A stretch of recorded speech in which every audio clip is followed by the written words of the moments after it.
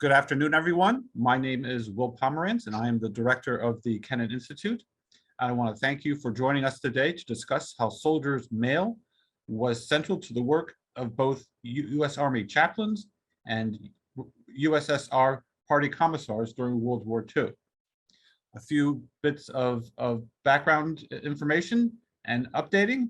I encourage everyone to stay up to date on the latest Kennan Institute events and publications by visiting our website and subscribing to our two publications, Focus Ukraine and the Russia File, as well as our podcast, Kennan X and the Russia File. Also, visit the Hindsight Upfront Ukraine collection on the Wilson website for the latest news and analysis focused on Ukraine. Finally, I would like to take a moment to thank the Department of State's Title VIII program for their generous support of several of the Kennan Institute fellowships, which has allowed us to host rising scholars in the field, such as today's guest, Dr. Brandon Schechter. If you have questions during the webinar, you can use the Q&A feature in the Zoom rather than raising your hand. We will be monitoring the Q&A throughout the event, and we will move to questions following the presentation. Now I want to begin by introducing our speaker and give him an opportunity to deliver some opening remarks. Dr. Brandon Schechter is a visiting scholar at the Jordan Center for the Advanced Study of Russia at New York University and a teaching resource developer in the NEH-funded Teaching Things Material Culture in the History classroom. His first book, The Stuff of Soldiers, A History of the Red Army in World War II through Objects, won the American Historical Association's Paul Birdsall Prize for the best book in European military or strategic history in 2020. And he is currently finishing up his term as a Title VIII research scholar at the Kennan Institute. So Brandon, floor is yours. Thanks so much, Will. I'm going to share my screen, and I wanted to thank Will, and I wanted to thank the Kennan Institute. You know, as someone who's essentially disposable labor, I live by grant to grant. So it was wonderful to spend the summer doing research, and I'll be sharing some new stuff from that. And what I'm sharing today is part of a larger project, the Search for Salvation in the Second World War. And also a version of what I'm presenting today will be published next year as part of the Common Writer in Modern History, edited by Martin Lyons, University of Manchester Press. I'm going to lay out the stakes of the larger project a little bit, talk very briefly about the chaplaincy of the United States Army and the political directorate of the Red Army. And it's going to be a very quick sketch of that. So if you have questions about that, feel free during question and answer. And then I'm going to discuss how their mandate to connect soldiers with home and ensure morale and morality in general played out through soldiers' mail. And as we'll see, a lot of what's going on is an exercise in managing emotions. Hold on a second. If my first book was an exploration of the largest army in world history, the Red Army, through everyday objects, the second book is a comparative look at the spiritual and existential dimensions of total war. They're united by an interest in understanding events of unimaginable scale on a human level. The project that I'm working on right now, The Search for Salvation in the Second World War, compares the work of U.S. Army chaplains with Red Army political workers. Essentially, I'm looking at how in a liberal monolithic regime and liberal pluralistic regime grappled with the existential questions of war. They did this through institutions whose members represented core values and who were embedded among soldiers, explaining the wider issues of the war and also offering solace in a wide variety of situations, from unfaithful spouses to the death of kin and comrades to the discovery of sites of mass atrocity. In the US case, Protestant, Catholic, and Jewish clergy were invited to serve as chaplains, that is, as non-combatants, serving soldiers' spiritual needs. In the Soviet case, representatives of the Communist Party were supposed to provide emotional support and help soldiers understand the war while fighting alongside soldiers. And the fact that one of these groups consists of non-combatants and one of these groups consists of combatants is actually going to be important to today's story to a certain extent, because as we'll see, one regime is very comfortable with hatred and violence, and the other is not.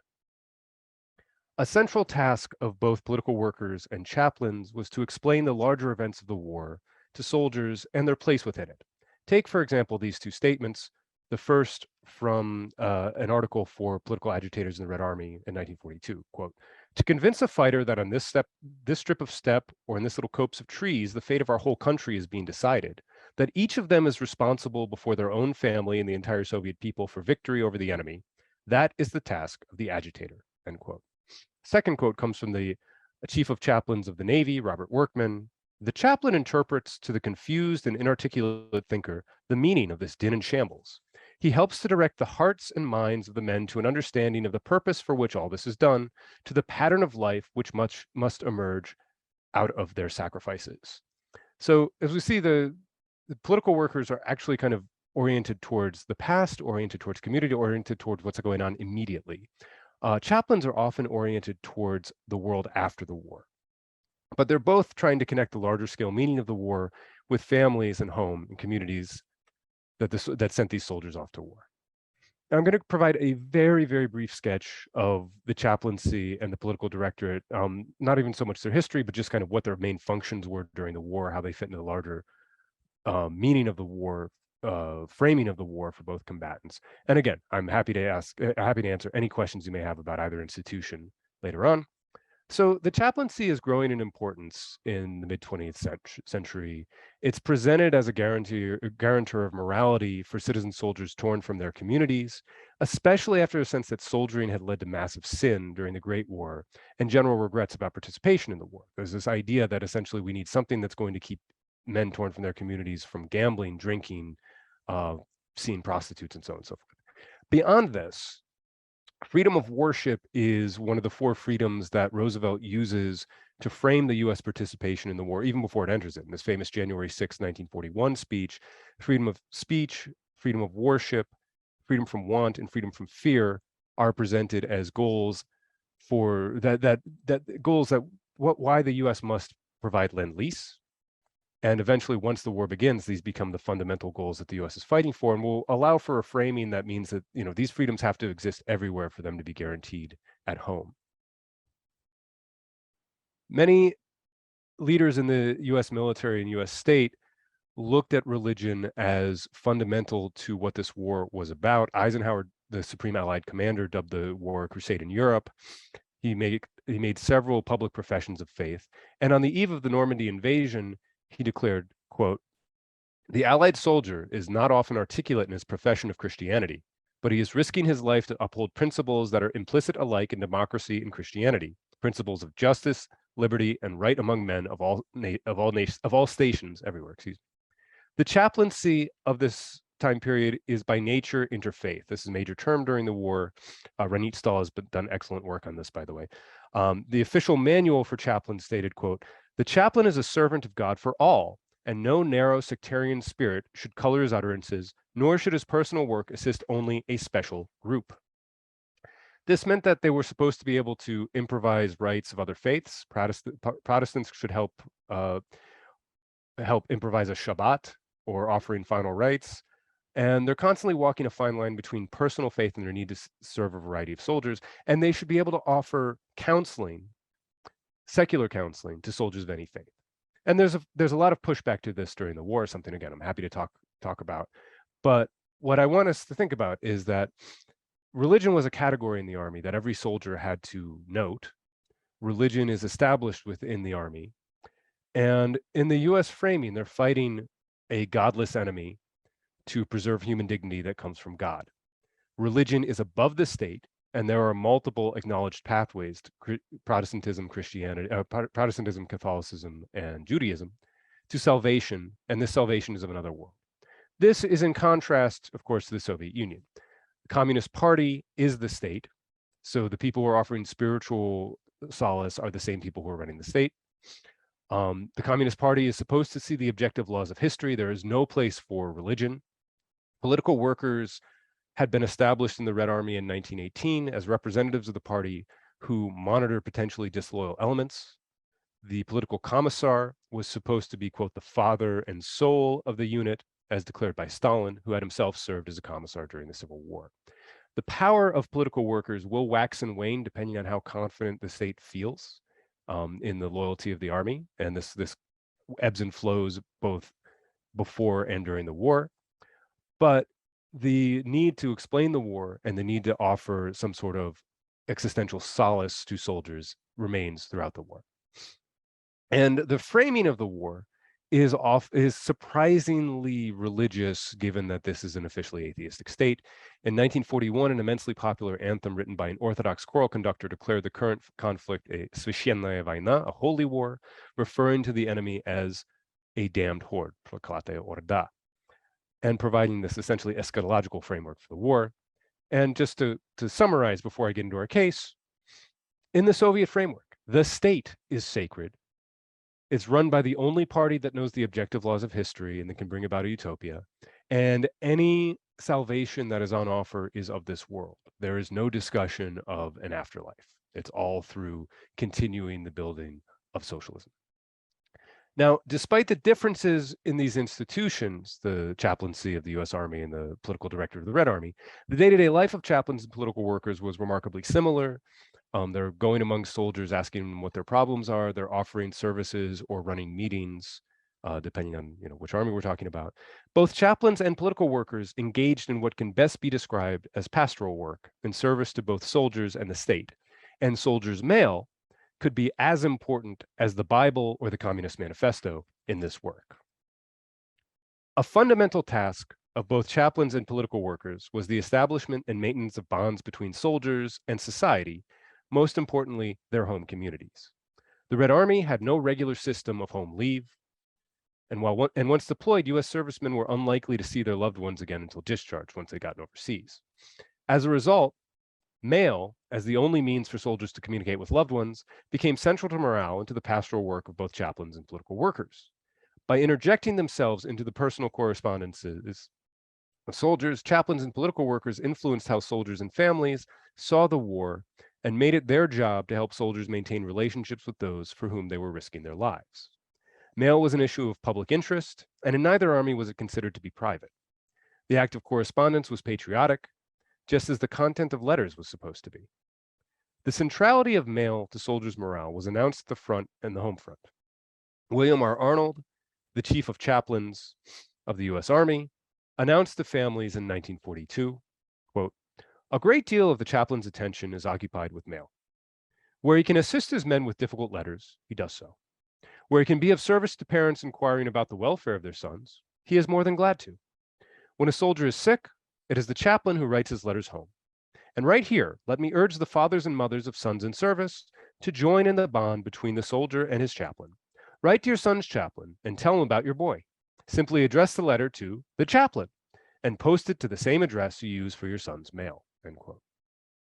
Around the same time, the political department of the Red Army was emphasizing the keen importance of mail. High-level discussions told of the importance of mail in political work, and the military press ran articles on how best to use correspondence, which, as we'll see, is absolutely central. Andrei Orlov, the commissar of the 11th Guards Rifle Division, told interviewers in June of 1942, quote, "Now our goal was to show that it is a poor political worker who isn't approached by Red Army soldiers with their letters. Why doesn't the politruk, political officer, know that Red Army man Petrov has received a letter and not answered it? Why doesn't he know that Private Petrov's family isn't writing?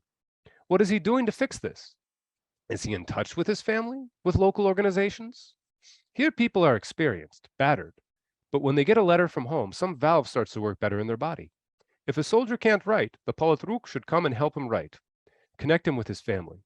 If the family isn't well accommodated, then the regimental, divisional, or corps commissar needs to help out in any way possible." End quote. Excuse me. We see in both cases that connections between family and the front were considered vital to morale and something of keen interest to pastoral work. But before letters could serve this purpose, they had to be written and passed through censorship. And I'm going to talk very briefly about the physicality of letters in both armies, and also about, basically how this system works before we talk about how chaplains and political workers get involved with it. There's a very strange system of addresses in the US Army. This is the APO. Basically, every letter would be care of New York or care of San Francisco. Care of New York meant it went to Europe. Care of San Francisco meant it went to the Pacific. Occasionally, people would get confused and think that their loved ones were actually in those cities and take trips there while their loved ones were far abroad. In the Soviet Union, you have the Polovaya Pochta system, which is just basically a serial number designed to hide the soldier's unit that you have to memorize. And every time a soldier got wounded, got transferred, this would change. And I want to make a quick note as well before I talk about the physicality of letters. In both of these militaries, you have an issue of language. In the Soviet Union, you have a large number of soldiers who Russian is not their native language, or they simply do not speak Russian. Russian only becomes an all-union subject taught in all schools in 1938, which means that if you're from Georgia or Uzbekistan, there's a good chance you don't speak Russian. And all correspondences in these languages would have to be censored, as I'll talk about in a minute. In the US, you have an issue with a lot of first-generation Americans. Their parents don't speak English. So while they speak English fluently and can read and write in English, their parents only know Yiddish, Spanish, variety of other languages. So just a side there. So let me talk a little bit about the two types of letters that become predominant during the war.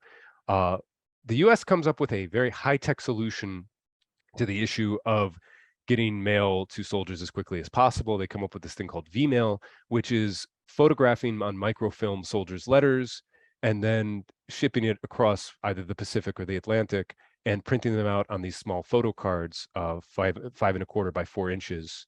This takes up 1/37th of the volume of actual physical letters. And people often complain about V-mail because it's hard to read and because it takes away this personal touch. The song sheet on the right there, I wish I could hide inside this letter, ends with, I want to V-mail this female to you. There's this sense of lack of personal connection. And there's even an issue in the middle of the war where lots of women are kissing with lipstick V-mail letters, and it leads to a gumming up of a large number of the machines and a government announcement that please do not kiss the letters because it gums up these machines. But this is a very high-tech way to speedily get letters to soldiers and creates a very iconic form of mail during the war, showcasing how high-tech the US is. In the Soviet Union, soldiers are often scrounging for whatever type of paper they can get and are folding letters into these triangles, which also become an iconic form of mail during the war, which leaves a little bit more room for expression, but Soviet personnel are constantly complaining about having a hard time finding things to write on, things to write with, and time to write. Now, of course, both of these states subject their mail to censorship. Loose lips sink ships becomes a major motto in the US during the war, ne boltai, don't blab, in the Soviet Union. In the US, this is all about secrecy. A 1943 pamphlet given to all soldiers going abroad said the following, quote, "Think, where does the enemy get his information? Information that could put you and has put your comrades adrift on an open sea, information that has lost battles and can lose more, unless you personally, vigilantly perform your duty in safeguarding military information," end quote. In the Soviet Union, this is as much about controlling politics as it is about controlling military secrecy. When censorship is brought into the Red Army and Navy in February of 1940, Lavrenti Beria, the head of the NKVD, says, quote, they're doing this for the prevention of the penetration via Red Army correspondences of anti-Soviet, provocative, libelous, and or other information against the state interests of the Soviet Union, and also the disclosure of military secrets. What this will mean is, in both armies, any information about location, equipment, losses, epidemics, that's subject to censorship. And who is doing this in the two armies is very different. In the US Army, it's often officers, including and particularly chaplains, who are censoring soldiers' letters. Soldiers can hypothetically put their letter in what's called a blue envelope, which means that people who are not directly who they're not directly under the command of will be the people censoring this. And what this leads to is often censorship is a way that chaplains get to know their guys. In early 1944, Chaplain Israel Yost recalled how he, quote, "spent some time censoring letters for enlisted men, a task I often assumed during the lulls between battles. The ways the Hawaiians expressed themselves were often humorous, making it an enjoyable chore," end quote. Chaplain Alvin Carlson recalled in his memoirs a soldier asking him to censor a pack of letters in which the soldier revealed to his family that he had found evangelical Christianity. US Army personnel often complained that essentially officers punished them for stuff that they wrote in their letters. They would come to them and tell them this is the wrong type of letter to write and encourage them not to get into fights with their girlfriends over the mail. In the Soviet Union, censorship was done outside of the unit. They didn't trust people they didn't trust political officers and decided that political officers had a lot more to do censorship. It's often done by teenage girls, and it's often done very incompetently. But the difference is that in the Soviet Union, you could be prosecuted for saying anti-Soviet things in your letters home. So there's this interesting way in which, in some ways, the US system creates even more control, but the Soviet system has more potential terrifying consequences for what's going on with censorship. Both the Soviet Union and the United States are reading mail to understand soldiers' opinions, but the U.S. is also running all sorts of opinion polls during the war. This is a high period of opinion polls. So the Soviet Union is getting soldiers' opinions by reading soldiers' mail and by eavesdropping on soldiers' conversations. So the U.S. Army is doing it by reading soldiers' mail and by creating focus groups and asking them lots of questions. I'm going to skip over this one. So the U.S. case, we'll see in a moment, everything is much more oriented towards the home front in their pastoral work. Whereas in the Soviet case, everything is much more oriented towards the front, and everything is much more oriented towards managing emotions to get soldiers to prosecute the war more virulently. Now, the 1941 Chaplains Manual encouraged the establishment of, quote, a threefold bond. The chaplain knows the soldier and those interested in him, and a regular correspondence chain may be started by which the chaplain is brought into clear touch with the soldier and his former life environment, consequently is able to better constantly better able to be of assistance to him, end quote. Chaplains were encouraged not only to keep the kin of soldiers informed as their progress in service, but also write local newspapers in order to stimulate a genuine sympathy of soldiers away from their hometown. In the US case, maintaining morale on the home front was especially important, as Chaplain Roland Gittleson, the first Jewish Marine Corps chaplain, wrote in the war's immediate aftermath, quote, every chaplain spends no small proportion of his time making contacts and writing letters that are aimed primarily at the home front, because he necessarily understands the very direct and immediate relationship between the morale of Private First Class Johnny Jones and Company C and the morale of Jones's mother or wife back in Indiana, end quote. Opinion polls among soldiers showed that, quote, letters from home, especially those telling about other soldiers who had come back from overseas or about soldiers who had not gone overseas, allegedly having a soft time in the States, could have a demoralizing effect on those deployed overseas. Chaplains helped mediate this confusion by explaining to family members at home what the proper kind of letter looked like, bereft of bad news, without rumors and speculation that might distract a soldier, such as an unfaithful wife or illness of family members, and light on details about family conflicts in general. Chaplain Gittleson recommended, quote, writing at once to the offending parent or wife, explaining politely but firmly, diplomatically but unmistakably, what they're doing to their son or husband, end quote, and encouraged them to address their concerns first to the chaplain and only then to their loved ones. If Red Army censors excise demoralizing information about material conditions of soldiers' families, this is something that they do as the war goes on, any news about hardship from the home is edited out of letters to soldiers, and the political apparatus is supposed to make sure that people get whatever they need, whether it's firewood or an apartment or a cow or whatever in the Red Army. So if that's what's going on in the Red Army, in the US Army, basically civilians are being coached on what the right type of letter looks like. As a result, many civilians wrote to the US military to complain about perceived mistreatment of their relatives in the service, a situation that chaplains often stepped in to resolve. As one noted, the chaplain, who in most cases as a civilian in uniform is suspended somewhere between the dual worlds of the military and the civilian, can help interpret each to the other, thereby strengthening morale at home, on which morale at the front so largely depends. In addition to setting civilians straight, chaplains counseled soldiers who received bad news, a task political workers also engaged in. Chaplains were supposed to break news of death or serious illness of kin at home to soldiers, something that they often couldn't actually do. And very importantly, chaplains were there to offer counsel in the case of Dear John letters, wives or girlfriends who broke up with their partners while they were deployed overseas. Chaplain Clyde Kimball recorded in his diary, quote, had to write another letter to another wife who had been playing around and fallen in love with a man at home. I wrote her that I felt the same way about her as a striker. Both are stabbing soldiers in the back, end quote. So there's a lot of managing civilian expectations in the US Army. And as we'll see in the Soviet Army, there's much more oriented towards the military.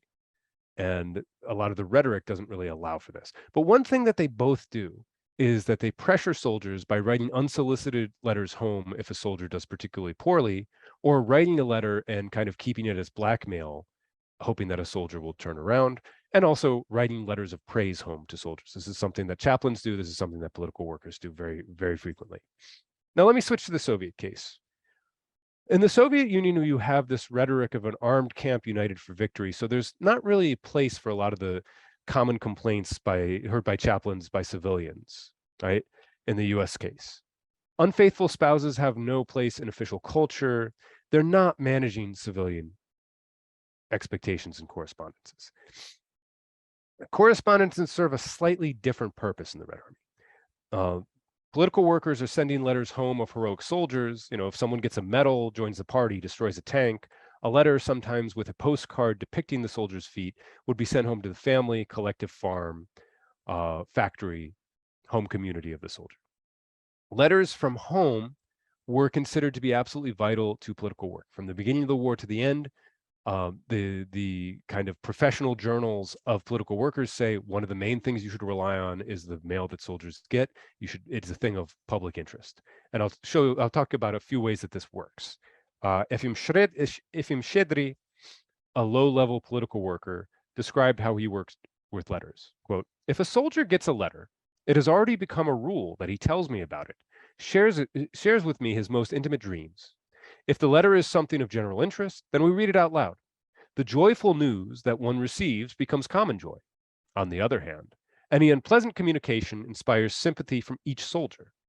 That's the routine at the front, where people are connected with an indestructible friendship." End quote. While the ritualization of soldiers' mail was more characteristic of Soviet pastoral work, the culture of shared mail was similar to the US Army, if more voluntary. As one soldier told opinion posters in the US Army, quote, "If one man gets a letter from over there, the whole company reads it. Whatever belongs to me belongs to the whole outfit," end quote.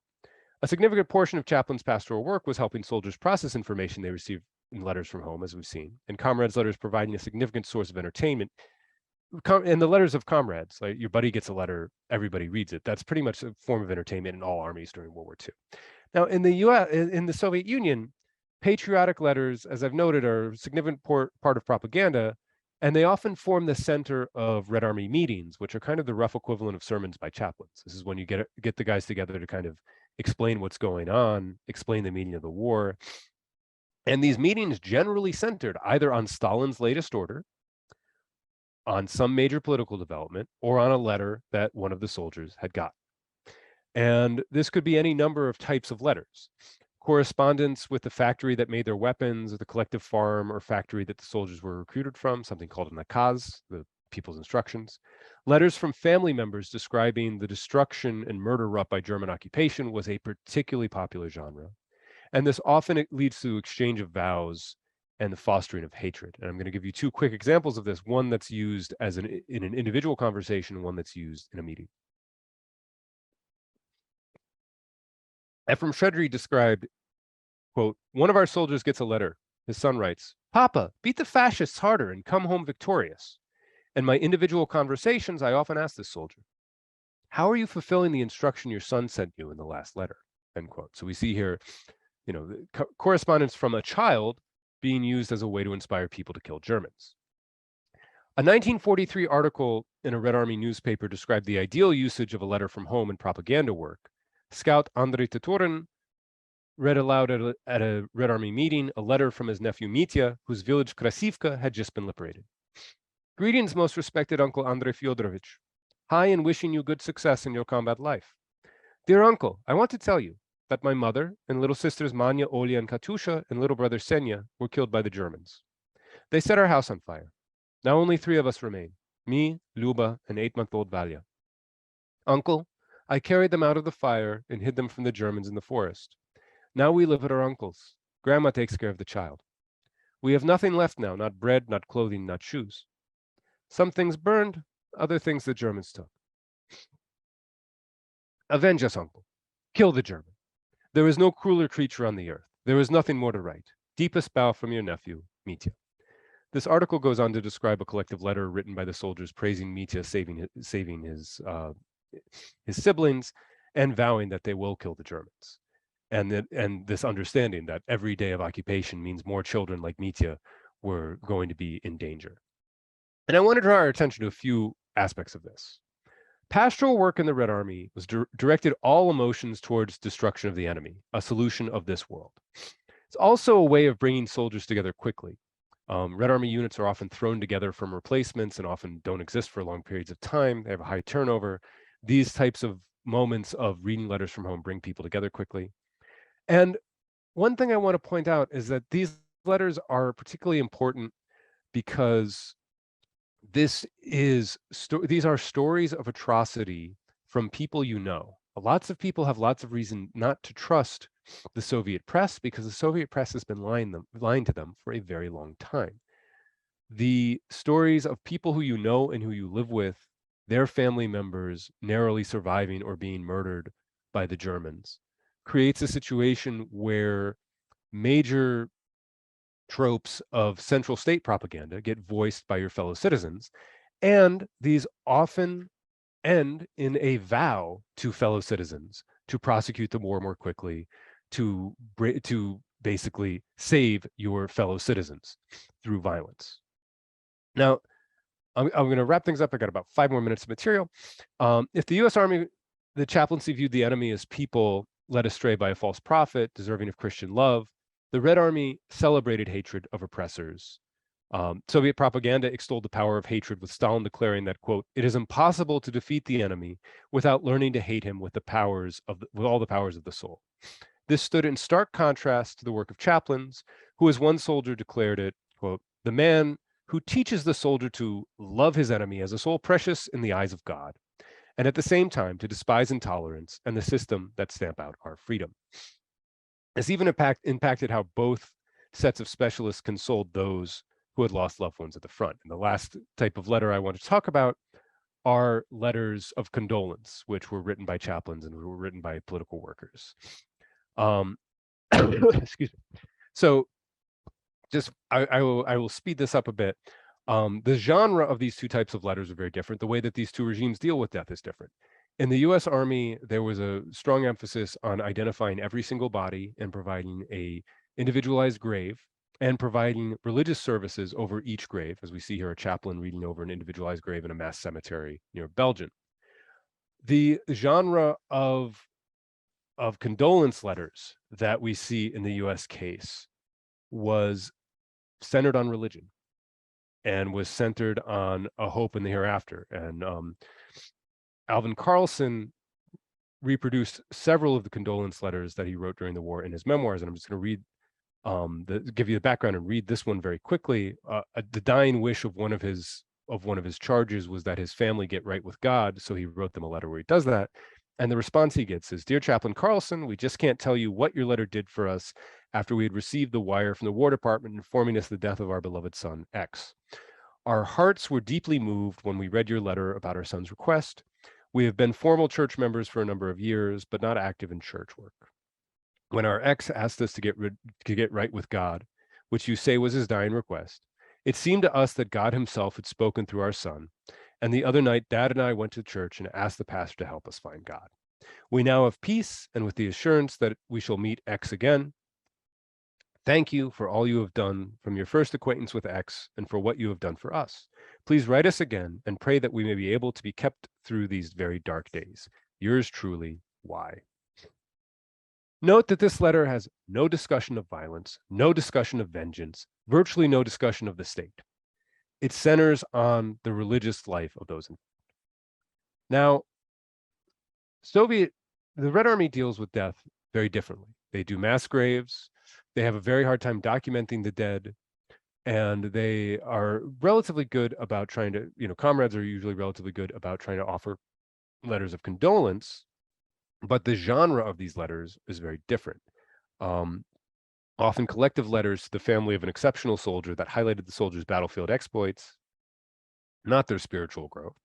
And the replies of family members often included calls to vengeance, something entirely absent in American letters. They also emphasized that the state took care of those left behind. For example, the wife of machine gunner Vasily Timurtashov, killed in action, wrote to his comrades, "Greetings, comrade warriors and commanders. I received your letter. It is very difficult for me. A great misfortune befell me. I lost my closest, most beloved person. But I am proud of the fact that he died like a hero for the motherland. I am proud that I am the widow of a hero and not the wife of a coward. I have 4 children. I am raising them to be as fearless as their father. Soviet power helps me with everything I need. Comrade warriors and commanders, with all of my heart, I ask you, avenge fiercely the damned Germans. Let the grief that they have brought me fall on their filthy heads. End quote. This was read aloud to his comrades at a meeting to inspire Red Army soldiers. And again, no hereafter. Everything, any form of salvation that is available means things that happen in this world. And the only form of continuance in afterlife is the children that this guy left behind. So I'm going to wrap things up by saying that both Red Army political workers and U.S. Army chaplains connected their soldiers to the home front, but did so in ways considered appropriate to their respective societies. In the U.S. case, this appealed to religion as something key to connecting communities, offering solace to the afflicted, and a power beyond the state, and an otherworldly hope. It also sought to restrain hatred and return soldiers to society as smoothly as possible. In the Soviet case, this meant channeling all emotions towards the goals of the regime, using intimate relationships to motivate violence, and with no real concern for the impact of committing violence on soldiers who were supposed to be reintegrated into society via loving families, something Anna Krylova has written excellent work about. The particular fears and motives of the US and the Soviet Union during the war varied, but they both needed to defeat fascism, and letters to and from the front proved to be key for maintaining the morale of soldiers in both armies. And specialists intervened to channel emotions. Again, in the US case, to minimize soldiers' anxiety, in the Soviet case, to ensure that the state was taking care of their loved ones, and to turn any bad news into fuel for the fire of hatred of the enemy and their ultimate destruction. I thank you for your attention, and I look forward to your questions.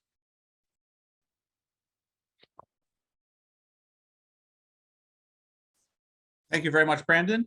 A reminder, if you want to ask a question during the course of this conversation, please use the question and answer feature in Zoom rather than raising your hand. Thank you, Brandon, for just a fascinating talk. I have a couple practical questions to begin with. One, how did people get around censorship? I assume that families must have had various sorts of codes or anything to try to get around the censor. So I assume that there was a lot of attempts to get around the censorship. And two, when you actually got a censored letter, what did you actually get? Did you get things crossed out? Did you say, this letter couldn't be sent? What was the ramifications of a censored letter? So yeah, I very briefly talked about the censorship system, so let me go into more detail. So basically, in both armies, lots of guys just have no idea what they're not allowed to talk about. And it's often the work of chaplains and political workers to explain to them what they're not allowed to talk about. So people write all sorts of things that are military secrets, and one of two things is going to happen. Both militaries basically view that somebody who just writes something that they're not supposed to write about, there are tanks here or whatever, is probably not a spy. It probably just doesn't realize that what they're doing. So that's going to be crossed out. If that goes far enough, that letter might be just given back to, in the Soviet case, they're just going to be destroyed. In the US case, because it's done within the unit, that letter might be given back to the soldier and explain to the soldier, you have to rewrite this, and you have to rewrite this along these lines, right? These are the things that you wrote that are wrong. Now, in general, both the US and the Soviet Union lighten a lot of their restrictions on censorship towards the end of the war. As the war is becoming more and more successful, like in 44, 45, you can talk about where you are geographically, by and large, because it's considered to be good for morale. In the Soviet case, good for morale, but for family members to know that their family member is part of this major operation that is doing wonderful things for the Soviet Union. And towards the very end in the US case, they're just kind of like, okay, they've probably figured out that they're in France now, so they can just say that they're in France. So there's a lot of lightening restrictions. People do come up with various ways to get around censorship. Like, you're not allowed to write about lice in the Red Army, so people come up with various terms like tankettes are often known as something that is used to refer to as lice. Or there's one case where a guy basically underlines the first letter of every sentence to say, I am in Poland near Warsaw. So there are various ways people get around it. Another thing is that in the Soviet case, they're constantly complaining about how incompetent their censors are. This is like a frequent problem because the most politically literate people have been mobilized into the army. So they're running into situations where people don't know basic facts who are supposed to be censors. So I think, Yeah. Yeah. Mhm. And for the chaplains and the commissars, how many people actually did they have under their tutelage? Were they thousands? You know. So the army wanted one chaplain for every 1,200 soldiers, and then they reduce it to one chaplain for every 850 soldiers. So because association with a chaplain is completely voluntary, there are all sorts of guys who never interacted with a chaplain in the course of the war, or once or twice, and then there are other deeply religious soldiers who were spending as much time as possible with the chaplain. And they talk about, once a unit is in combat, it's hard to get more than a dozen people together at a time unless the unit's taken off the line, and then they can do that. This is a huge problem for Jewish chaplains because Jews are just they're spread out in much smaller numbers within units. So only really during the high holidays is there a realistic possibility of getting together a large number of Jews for regular services. In the case of the political workers, it varies dramatically. Basically, the lowest level political worker that exists as like a full-on political worker when they actually have a command function is the politruk. That's on the level of the company. That's about 120 guys. But he'd be curating a party cell that could vary from anywhere to 3 to dozens of people who would also be basically his helpers. And then once they lose their command, basically the political workers lose their command function in the middle of the war, and then these party cells take over. And then you hypothetically could have a company where everyone's a communist, and then the line between who's being proselytized to and who's receiving it kind of disappears.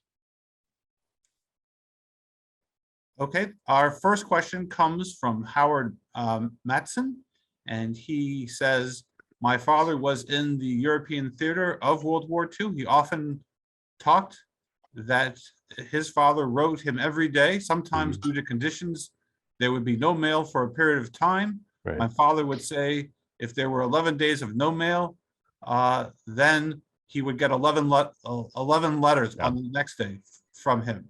It seems that the mail system was quite sophisticated. Can you comment on this? It was incredibly sophisticated. It was incredibly efficient, but they do run into a problem where they realize in December of 1944 that they have this huge backlog of mail, and they bring over an all-female African-American military unit that does the sorting of the mail and basically destroys that backlog within a few months. But it is remarkable the extent to which the U.S. military creates this highly sophisticated, highly efficient, and very quick system. Now, in the Soviet case, it varies dramatically. It varies dramatically based on how far you are from major cities, major railroads. There are soldiers who I follow who don't get mail for 6 months at a time. And in the Soviet case, you also have the added issue of millions of Soviet citizens are either on occupied territory or in evacuation. So it becomes very difficult for people to find where their loved ones are. Like if you are from Leningrad, there's a good chance that your family gets evacuated to Tashkent, and there may be months where they don't know your military address and you don't know their civilian address. And this leads to significant problems in trying to get mail to soldiers. Our next question is from Michael Keyes, and he asks, didn't Stalin facilitate a patriotic revival during the war by recognizing the Orthodox Church as a source of patriotic feeling, and even reestablished the Holy Synod in 1943? I think he also hearkened back to pre-revolutionary heroes and customs, i.e. saluting, reestablishing military orders in order to encourage men to be heroic in the fight. Yes, so I didn't have time to talk about this in today's talk, but there is a detente with religion that takes place. But they officially within the the professional journals for the political apparatus, they officially say stop persecuting religion. But they're still kind of like there's this weird kind of like, but you can make fun of religious soldiers, but you shouldn't make fun of them too harshly. So there's never an official acknowledgement of the power of religion within the military, except for the occasional lines like, okay, if it helps soldiers fight, then you're not gonna go after them. And there is, particularly among Muslim soldiers, there are various political workers who say it's like, okay, allow Muslim soldiers to get together and bury their comrades via Muslim rites. This is part of our nationalities policy now, right? That's occasionally stated on in units where there are large numbers of Muslim soldiers. So it's there, but officially the state is still atheistic. And this return to tradition is something I write about a lot in my first book and will be coming back to in this book, where it's like what it means to be a communist changes pretty dramatically. And it's just a thing that starts before the war. David Brandenburger has a great book about this, National Bolshevism, where there is a return to this kind of great Russian romantic past. And it becomes increasingly difficult to distinguish, for example, the proletariat from the Russian people. There's an increased celebration of various aspects of the Russian Empire as somehow progressive and allowing for the rise of communism, and allowing for the Soviet Union now being the most progressive state, not just because it's communist, but also somehow because it comes from Russia. Is a narrative that you can find increasingly during the war, and they try to actually back off from this later in the war and after the war, but they don't really succeed. That the kind of the convolution of the two is something we see to this day, right? With the reclaiming of the mythology of World War II by the current regime in Russia. Again, if you have a question during this conversation, please use the Q&A feature in Zoom rather than raising your hand. Our next question comes from from Susan Smith, and she writes, while admittedly easier in the case of American letters, have been able to study the envelopes / covers of the letters and the markings. What, if anything, does the packaging of different types of mail letters tell you? So I've read thousands of Red Army letters, and there just is most of the time there's no packaging because they just fold it into a triangle. And the Polowaya Pochta number, the field post number in the Red Army tells you, I mean, it's assigned to a unit, but you'd have to know they've done the maximum amount to make it hard to find out what the unit is, because they were afraid that German spies would be able to use captured mail as a way to figure out which units were which in the Red Army. And there's much less information on Red Army mail than there is on US Army mail. You don't have the rank of the person, you don't have the unit that the person is in, versus US Army mail has a limited amount of information. It has the soldier's rank, it has part of the unit that the soldier is in, and then just the APO number, which was meant to disguise all this type of information. And you can see they almost all have censors markings, and each censor had their own number. They almost all have the markings of the field post and also whichever city that they ended up in, and sometimes multiple cities if they pass through multiple cities on their way to like a more out of the way place. Our next comment comes from Joel Teitelbaum, and he just talks primarily about his uncle who was a World War II chaplain in North Africa and in Italy. His diaries were handwritten and not revealed to the US Army. He repeatedly helped soldiers communicate with families and consoled them over losses and family problems at home via letters. He never lied to soldiers, and he helped occupation soldiers in Rome cope with marrying Italian girls which he says is different from what your perspective is. So, Yeah, I perhaps I overstated my case in terms of the amount of intervention here. I mean, they are on the one hand, like, let me talk a little bit about my sources. So many of the sources that I'm drawing from are either professional manuals read by chaplains, or during the war and in the immediate aftermath of the war, a number of chaplains write memoirs because they're imagining the new place that the church, synagogue, whatever, just organized religion more broadly, is going to play in the post-war world. So they are kind of giving this prescription of how they as chaplains, helped soldiers cope, helped connect soldiers with their families. So the idea here of many of these chaplains is that they want to tell family members what the right type of letter is, so that so that they have to do less of this kind of consolation, and that basically in a situation where somebody writes about some problem at home, some potential illness or potential unfaithful spouse or whatever, and it takes weeks to figure out what's going on, that this is going to be very demoralizing for the soldiers. So it's best not to write about those things, and you write directly to the chaplain.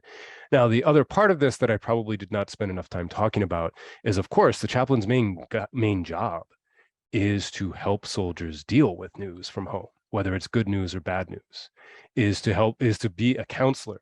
And what's really remarkable is the counseling aspect of this seems to be as important or more important for the military as the religious aspect of what they're doing, i.e. offering services is very, very important. But this day-to-day discussion with soldiers who are having a hard time of it, this is the only person who has the time and ability to talk about, your problem with your wife, or you're really, really missing your family, or whatever is going on, right? So this is their function, and people who chaplains themselves and many of the soldiers around them, and all the official reports from the military talk about how this is like one of the main things that they do. They become the personal face of this very impersonal organization. And the thing that's strange is that political workers are actually supposed to do the same thing, but political workers are also much more concerned with orienting everything towards victory, right? And if the chaplains are largely there to offer consolation in part for its own sake, in the Red Army, there's no kind of like, okay, you need to go cry about this, and I'll be your shoulder to cry on. It's, you can cry about this, but then we go kill Germans, because that's what will make everyone feel better, right? Is essentially the contrast that I'm trying to show here. So I hope that allays your doubts there, Mr. Tettleman. So our next question comes from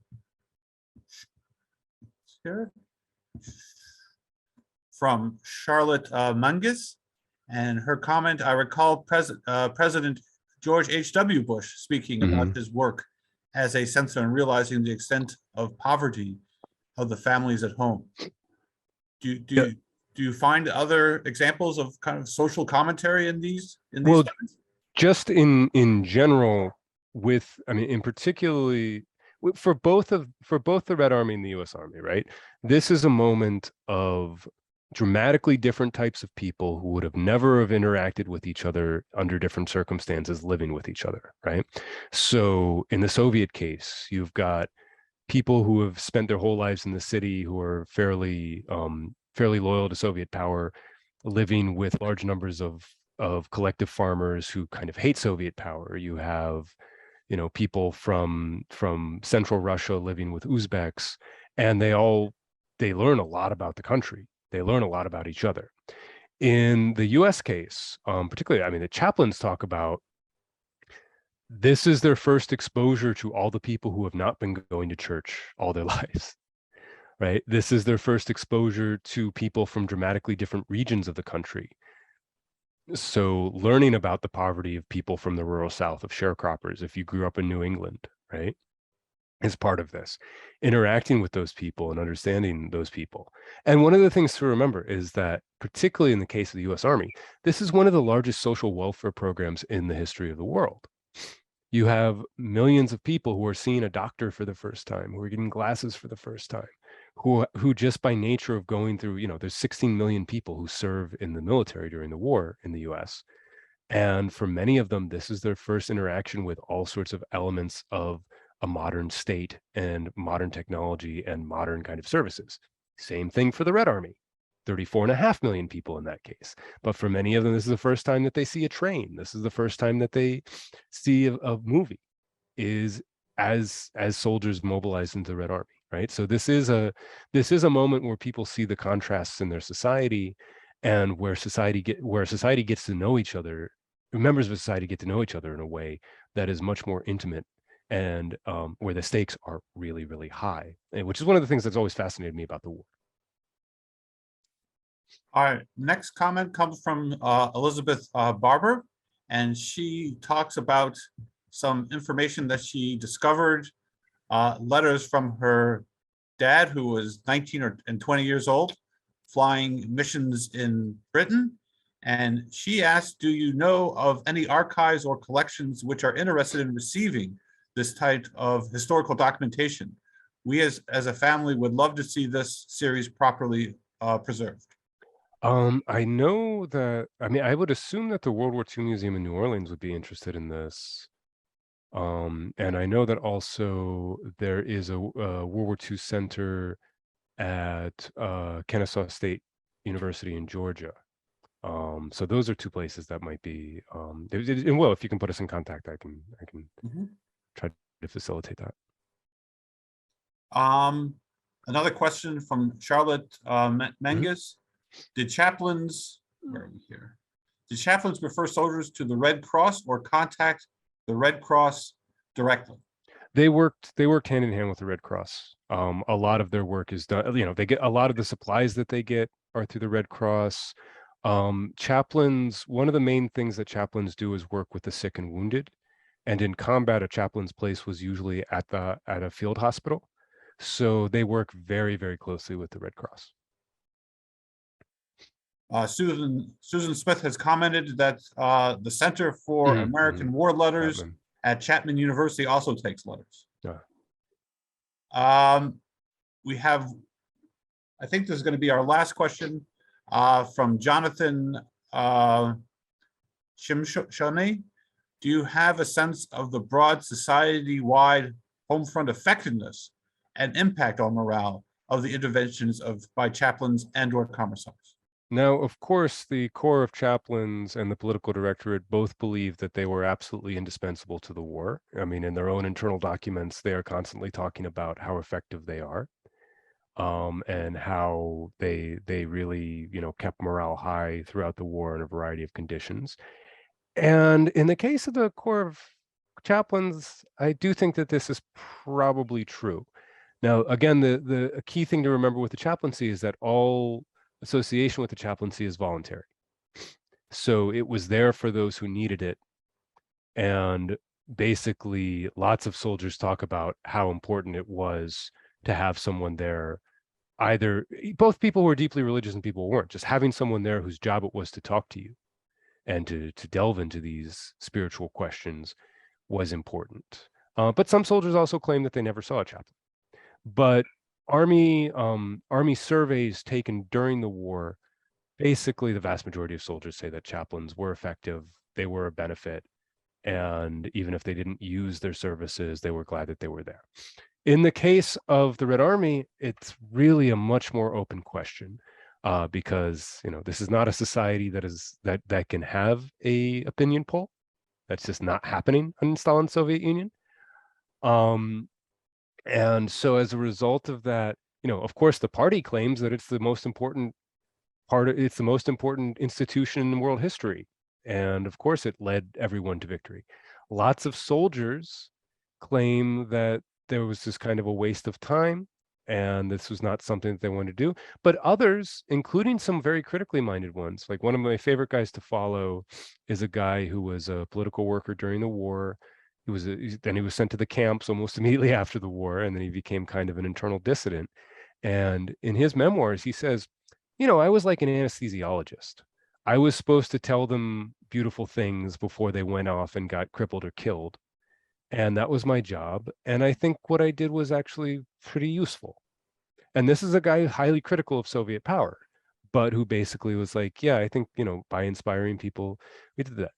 And what I think it really comes down to in both cases is how good was this particular person at their job, right? I have a friend who's a current U.S. military who told me he had one chaplain who was a coward, and he had one chaplain who was fantastic. And one of them did lots of good work for his men in Iraq, and one of them did not. In the Soviet case in memoirs, you often run into basically people actually say a good political worker was kind of like a chaplain. He provided spiritual solace, he inspired us, and he told things as they were. And so I think we can't say overall, but I can certainly point to some instances where political workers were despised, and we can point to some instances where political workers were beloved. So, I mean, that's in the Soviet case, that we have conjecture and anecdote. In the U.S. case, we actually do have these opinion surveys. So sorry if I rambled on with that answer. No, but thank you all so much for listening. And thank and you, for your Brandon. questions. And you're getting lots of compliments in the chat. So thank you very much for this interesting and provocative talk. I also want to thank the Department of State and the Title VIII program for allowing us to support the work of scholars like Dr. Schechter. Please visit our website so that you can stay up to date with all of our publications. And you can also find our latest analysis of events in Ukraine, Russia, in our Russia file and Focus Ukraine blogs. Thanks very much. Thanks. Have a great day.